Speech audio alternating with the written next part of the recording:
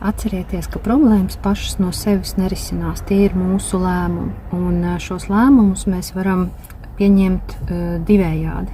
Vai no prāta, kur tātad dominē vecās paradigmas, loģika, visi drošības meklējumi, ērtuma meklējumi, nepārliecinātības un tradīcijas un tā tālāk.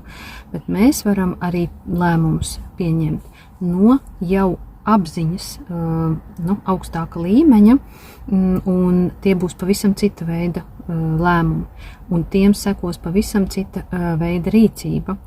Un tas ir tas, kas dod arī to, citiem varbūt šķiet nesaprotamo drosmi, kuru viņi novēro pie citiem, kā var rīkoties un kā nav bail, kā var savā veidā riskēt.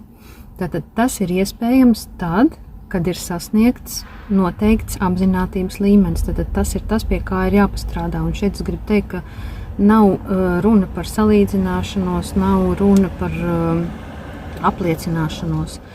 Katram ir vienkārši mērķiecīgi jāvirzās, un tas arī dos visas garantijas un visas atbildes, un dzīve sāks mainīties un kārtoties, tāpēc, ka jūs pieņemsiet cita veida lēmumus.